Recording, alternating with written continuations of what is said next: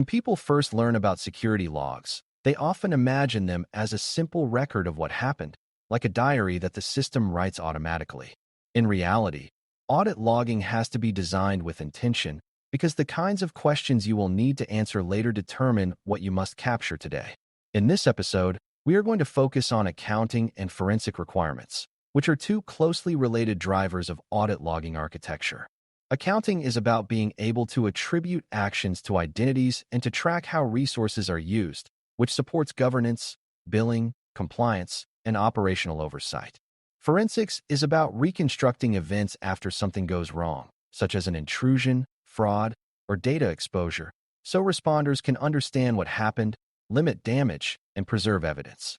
Both accounting and forensics depend on logs being accurate, complete enough for the intended purpose, and trustworthy against tampering. If you capture too little, you cannot answer the hard questions when it matters.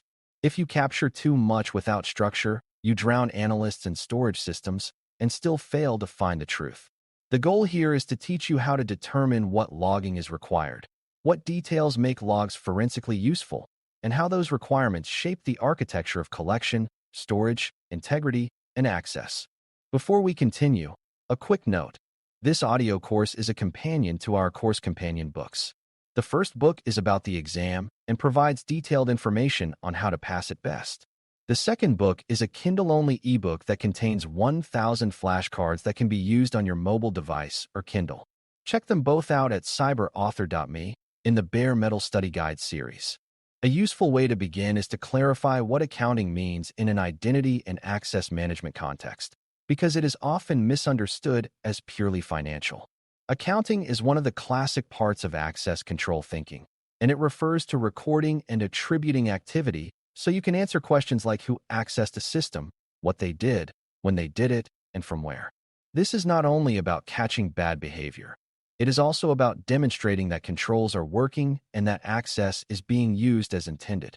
For example, accounting supports the ability to prove that only authorized people access sensitive data, that privilege changes were performed by approved administrators, and that service accounts are being used only for their intended purposes. It also supports operational needs like troubleshooting, where you need to know which identity changed a configuration or triggered a workflow.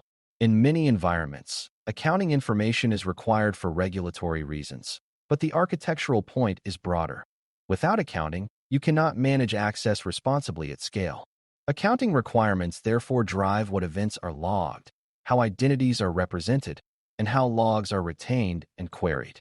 For beginners, the key is that accounting is about making actions attributable, because unattributed actions are effectively unauditable and difficult to control. Forensic requirements go beyond day-to-day accountability and ask whether you can reconstruct a timeline under stress and scrutiny. When an incident occurs, responders need to know how the attacker entered, what they touched, how they moved, and what they changed, and they need to know that information quickly enough to contain damage. Forensics also requires evidence quality, meaning logs must be reliable enough to stand up to internal review, legal processes, or external investigations if needed.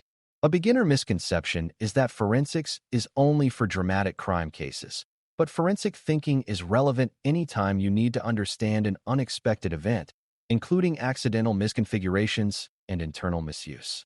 Forensic requirements include the ability to correlate events across systems, which means logs must have consistent identifiers, consistent time, and enough context to link one event to another. They also include preserving integrity, because an attacker who gains privileged access may attempt to delete or alter logs to hide their actions. That means the logging architecture must treat logs as protected assets, not as ordinary application output. For beginners, the takeaway is that forensic usefulness is not automatic. It is created by deliberate choices about what to log, how to structure it, and how to protect it. Now connect accounting and forensics to the concept of audit logging architecture, which is the design of how logs are generated, collected, stored, protected, and made available for analysis. Requirements drive architecture because they determine the scale, the retention period, the necessary integrity controls, and the search and correlation capabilities. If you need to answer questions about user access to specific data records, your systems must log record-level events with identity attribution and resource identifiers. If you need to detect and investigate privilege escalation, you must log role changes, group membership changes, authentication events, and privileged actions with enough detail to show the sequence. If you need to support billing or usage tracking, you might need logs that capture consumption metrics alongside identity. If you need to support legal defensibility, you may need stricter integrity controls and longer retention. These different needs push the architecture in different directions, and an architect's job is to balance them without creating an unmanageable logging environment. Beginners often focus on which tool will store logs, but the deeper issue is ensuring the right events are generated in the first place and that they are generated consistently. Architecture begins at the log source, because missing events cannot be recovered later. Determining requirements starts by asking what questions you must be able to answer, and those questions should be tied to risks and obligations. For accounting, common questions include which identity accessed which system, what administrative changes were made, and whether access aligns with policy. For forensics, common questions include what happened first, what changed over time, and what evidence shows the attacker's path. These questions lead to identifying event categories that must be logged, such as authentication and session events, authorization decisions, administrative configuration changes, data access events, and system-to-system interactions. Each category requires different details to be useful. Authentication events should include identity, time, success or failure, and contextual signals like source location or device, because those help detect unusual behavior. Authorization decisions should include what was requested and whether it was allowed, because this helps explain whether a sensitive action was blocked or permitted. Configuration changes should include before and after values, or at least a clear description of what changed, because without that, you know something changed but not what. Data access events may need resource identifiers and action types, because data accessed is too vague to investigate. For beginners, the key is to think in terms of questions leading to event categories and event details, rather than logging everything and hoping you can sort it out later. Identity attribution is one of the most important requirements, and it drives design choices throughout the logging architecture. If you cannot reliably tie an event to a specific identity, the event becomes much less useful for both accounting and forensics. This is why stable identifiers matter, not just usernames, because usernames can change and can collide across systems. Logs should capture a stable, unique identifier for the user or service, plus a human-friendly label for readability, so investigators can both search reliably and understand what they are seeing. Identity attribution also includes distinguishing interactive human users from non-interactive service identities, because their behavior patterns and risks differ.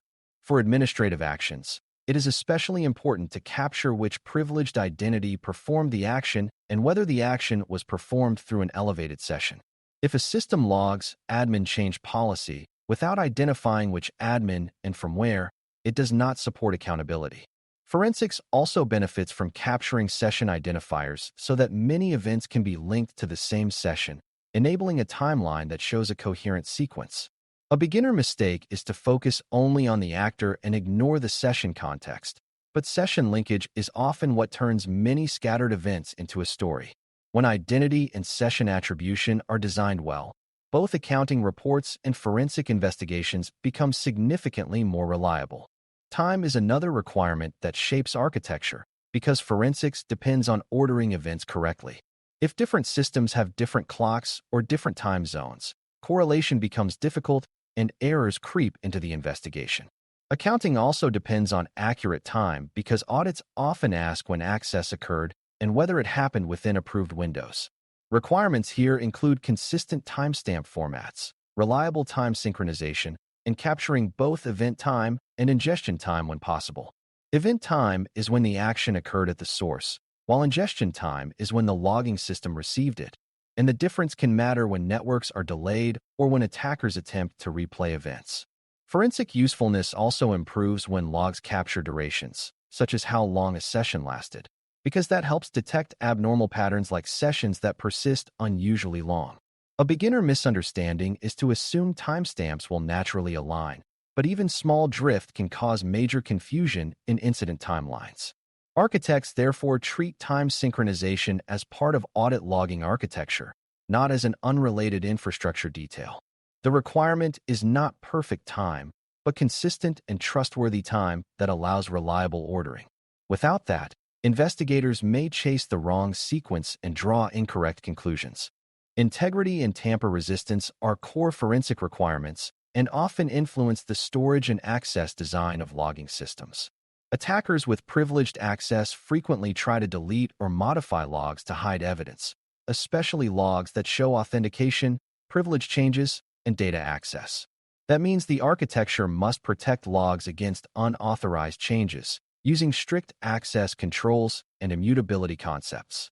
It also means separating duties so that the people who administer systems cannot easily erase evidence of their own actions. Integrity requirements include proving that logs have not been altered, which can be supported by techniques like hashing, signing, and write-once storage patterns, even if you do not use those techniques everywhere. Another integrity requirement is completeness, meaning that logs should not be silently lost during outages or overload, because missing segments can hide critical events. Architects respond by designing reliable collection paths, buffering where appropriate, and monitoring for gaps. For beginners, it helps to think of logs as evidence, and evidence must be protected from both accidental loss and deliberate tampering. If the logging system is easy to erase, it becomes a weak control and a weak forensic foundation. Retention and storage requirements are also driven by accounting and forensics, and they create practical design constraints.